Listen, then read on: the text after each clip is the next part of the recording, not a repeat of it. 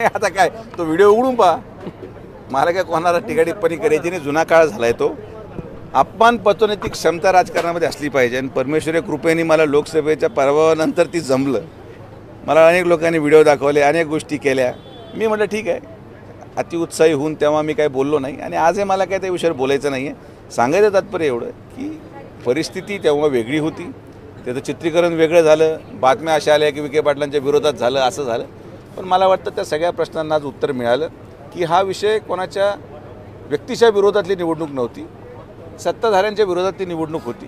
एका विशिष्ट सत्ताधाऱ्यांच्या विरोधात लोकांनी कौल दिला, पण सगळे लोक कधी ना कधीतरी विखे पाटील परिवाराचा भाग राहिलेले होते आणि ते आज या कार्यक्रमाच्या माध्यमातून सिद्ध होऊन गेलं. राहत्याच्या 340च्या बाबतीत तुम्ही उल्लेख केला.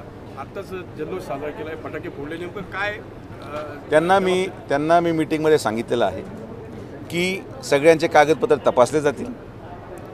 जे लोक गुन्हेगार प्रवृत्तीचे आहेत त्यांचं पुनर्वसन मी करणार नाही. आणि गुन्हेगार म्हणजे गंभीर स्वरूपाचे गुन्हे, त्या 340वर आत्तापर्यंत कधीच कारवाई आजपर्यंत झाली नव्हती. पण परवा ज्या मुलीची छेड काढण्यात आली त्या दिवशी माझं त्या ठिकाणी निर्णय झाला आणि मग लगेच नोटिसा काढण्यात आल्या. जे कोणी मुलीच्या सुरक्षिततेत धोक्यात आणेल त्याच्यावर कारवाई करण्याचा निर्धार माननीय नामदार राधाकृष्ण विखे पाटील साहेबांनी उचलला आहे. लाडकी बहीण योजना नुसतं पैसे देण्यासाठी नको आहे. लाडकी बहीण अंतर्मनातून आम्ही मानतो आणि म्हणून बहीण नुसती पैसे देऊन सुरक्षित होऊ शकत नाही. हे गुंड प्रवृत्तीच्या लोकांपासून सुरक्षित ठेवण्याची जबाबदारी या भावाची आणि तो शेवटपर्यंत लढणार. नवरीमध्ये आज पालकमंत्र्यांनी बैठक घेतली, आढावा घेतला आणि जे बुवा सिंग बाबांचं जे मंदिर, ते मंदिर आहे, ती दर्गा नाही असं ते म्हटले आणि जिल्हाधिकाऱ्यांना आदेश दिलेत की येत्या 8 दिवसामध्ये पूर्ण अहवाल सादर करावा. काय वाटतं अशा घटना ज्या आहेत महापुरुषांच्या विटंबनेच्या वारंवार घडतात? नाही, आता ती बाब दुर्दैवी आहे. त्याचा निषेधही आम्ही व्यक्त केला आज कार्यक्रमाच्या माध्यमातून.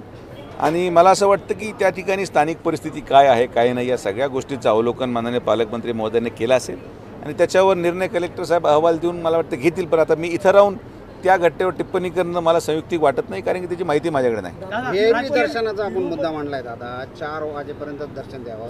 नेमकं तुम्हाला म्हणायचं काय होतं? कारण की दर्शन मिळणं हा अधिकार आहे, झटपट मिळणं अधिकार आहे, मात्र अडवणूक नाही होणार काय? अडवणूक कोणाचीच होऊ शकत नाही. सर्वसामान्य माणूस दर्शन 24 तास जोपर्यंत मंदिराचा कालावधी ठरलेला तोपर्यंत घेत राहील. मात्र जे VIP आहेत, जे पासद्वारे पैसे देऊन दर्शन केले जातात, तर जसं तिरुपतीमध्ये आपण कधीही VIP पास जर काढला तर त्याला आपल्याला दर्शनाची वेळ ही निश्चित पहाटे 4 ते सकाळी 6 पर्यंतच केलेली आहे. दिवसभरात कधीही तिरुपतीला VIP दर्शनाचा पास मिळत नाही. आम्ही संस्थांना हीच विनंती केली की आपण देखील तिरुपतीच्या धर्तीवर त्याचा अभ्यास करावा आणि अभ्यास करून ते इथं कसं अंमलात आणता येईल. दर्शनाचा अधिकार कोणीही काढून घेत नाही.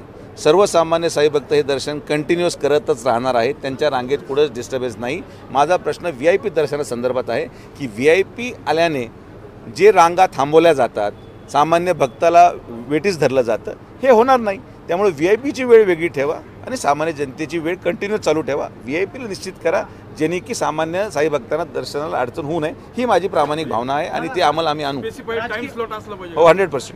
दादा, राजकीय पुनर्वसन राज्यसभा की सेवा संस्थांचा अध्यक्ष तुम्ही म्हणाला मी आता माझ्या मनात भावना मी व्यक्त करायची का नाही?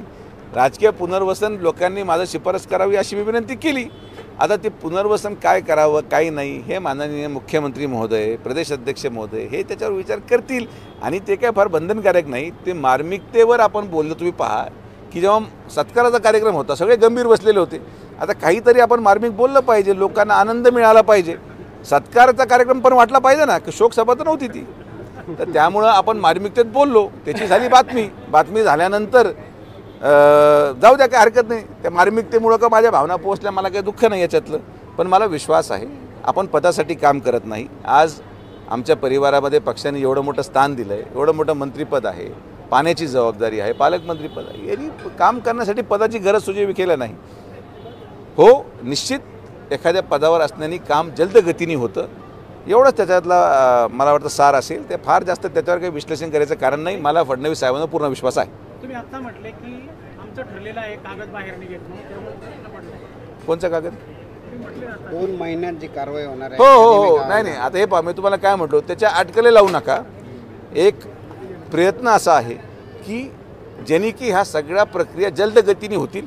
ती प्रक्रिया काय आहे ती प्रक्रिया आपल्याला कळेल.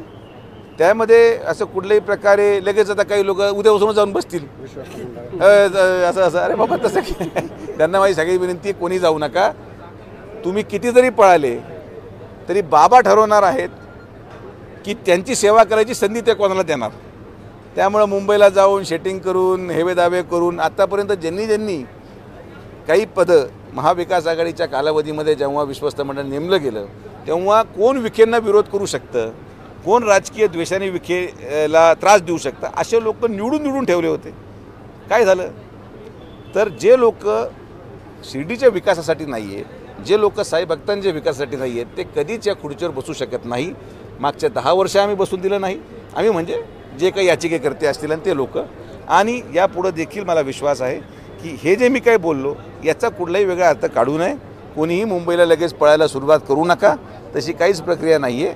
आम्ही फक्त माननीय मुख्यमंत्री महोदयांकडं एक वेगळा मार्ग जो आम्हाला पटला की ज्यांनी की हे 598 कर्मचाऱ्यांचं उदाहरण आपल्यासमोर आहे की 8-8 महिने ऑर्डर देऊन फक्त एक छोटीशी मान्यता देण्यासाठी वेळ लागत असेल तर त्याचा मार्ग काय काढला जाईल असं अभियुक्त महाराष्ट्र राज्यांच्या बरोबर घेऊन विधिवन्याय सचिव आणि माननीय मुख्यमंत्री महोदयांसमोर बैठक होऊन त्याचा निर्णय होईल. मुंबईला कोण पळणार आहे असं वाटतं आपल्याला? मुंबईला कोण पळणार आहे लिस्टच बरी मोठी आहे, लिस्टच बरी मोठी आहे. पण जाऊ द्या, काय हरकत नाही. बरेचसे लोक मुंबईला गेले तिथे शांतता पण राहते, त्यामुळे काय अडचण नाही. फिरून आलेलं काही वाईट नाही. दादा, हाय बॅरियरचं आपण मुद्दा उचलल्यानंतर हाय बॅरियर्स लावण्यात आले, शहरात मात्र अपघात होत आहेत. काल देखील एक ट्रक धडकला आणि बॅरियर्स आता दिवसा लोकांना बॅरियर दिसत नसेल तर याच्यापेक्षा आता मी काय करू शकत नाही. वेळ लागेल. कधी कधी काय असतं, जे ड्रायव्हर असतात, ट्रक ड्रायव्हर, ज्यांना वारंवार त्या रस्त्यावर सवय, त्यांना रस्ता पाठ असतो, ते डोळे बंद करून सुद्धा रस्त्यावर स्थिर चालू शकतात. अचानक एक नवीन बॅरियर आल्यामुळे त्यांना ते लक्षात येत नाही. ट्रॅफिक पोलीसचा दोष आहे. ट्रॅफिकशी मी विनंती केली की तुम्ही डायव्हर्जन अगोदरच पोलीस उभी करा, ज्याने की घटना घडणार नाही. शेवटी आपला प्रयत्न आहे तो नो व्हेकल झोनच करायचा आहे भविष्यात जाऊन. पण आज लाईट व्हेकल करतोय, लाईट व्हेकलमध्ये मग नो व्हेकल झोन, कारण की तिथं साई भक्तांना त्रास होतो, गाड्यांचा धक्का लागू शकतो, अनेक अनधिकृत गोष्टी पण चालतात. तर ही एक प्रक्रिया आहे आणि ती लवकरात लवकर मला वाटतं सुरळीत होऊन जाईल. थँक्यू, धन्यवाद. अशाच माहितीसाठी मराठी प्रिंट यूट्यूब चॅनलला सबस्क्राईब करा व नोटिफिकेशनसाठी बेल आयकॉनवर क्लिक करा.